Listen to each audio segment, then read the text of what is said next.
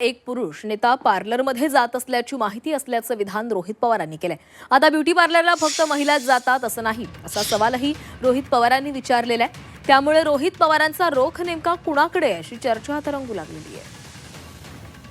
आताही तुम्ही बोलताय, तुम्ही स्पेसिफिकली दोन गोष्टींचा उल्लेख करताय. एक, ब्युटी पार्लरवरती का मेकअपवरती हा खर्च झाला आणि हेलिकॉप्टरवरती खर्च झाला. हे फार स्पेसिफिक तुम्ही बोलतात. कोणाच्या ब्युटी पार्लरवरती खर्च झाला? मी आता ब्युटी पार्लरमध्ये काय महिलाच जातात असं नाही. बरं, आता कोण जातं प्रेस कॉन्फरन्सच्या आधी एखाद्या विशिष्ट हॉटेलमध्ये, त्या कुठल्या हॉटेलमध्ये, आणि त्याची बिलं का तिथं आली, एकाच हॉटेलची बिलं तिथं जाणवली. कुठली? तुम्ही स्पष्टपणे बोला ना. तुमच्या आज नाही तुम्ही नाही, जेव्हा- आता मला कोण आहे ती व्यक्ती? नाही नाही, बघा, कागद माझ्याकडे काय त्या ठिकाणी आलेले नाहीत.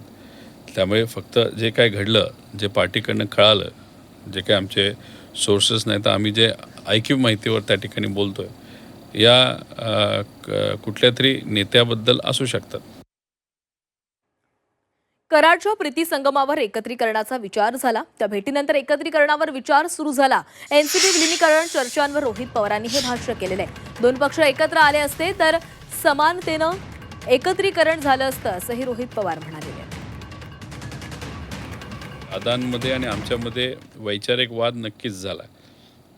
दादा आमचे नेते होते, पण पवार साहेबांना सोडल्यानंतर नाराजगी माझी होती, मी बोलून दाखवली होते. ठीक आहे, त्यांचं जे काय कारण असेल ते कारण असेल.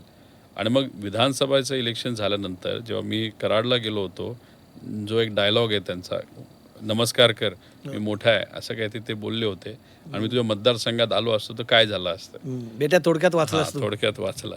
तर तो जो डायलॉग होता, त्या डायलॉग नंतर त्यांचंही मत होतं की आता पक्ष एकत्रित आला पाहिजे. तिथून ती सुरुवात झाली असेल. त्यामुळे तुम्ही मला बघितलं असेल, त्याच्या आधी मी खूप आक्रमक होतो. आणि मग शेवट जेव्हा चर्चा सुरू झाली तेव्हा मी आक्रमकता माझी बऱ्यापैकी कमी केली होती, कारण चर्चा सुरू होती. आणि मग याच्यात बऱ्यापैकी इमोशनल, म्हणजे पूर्वी माझं लग्न त्यांनी जमवलेलं आहे, मला जिल्हा परिषदचं पहिलं तिकीट त्यांनी दिलं, आमदारकीचं तिकीट त्यांनी दिलं आहे. फक्त वैचारिक वाद मध्ये साहेबांना सोडल्यामुळे झाला, अदरवाईज मी त्यांच्या फार तसा जवळ होतो.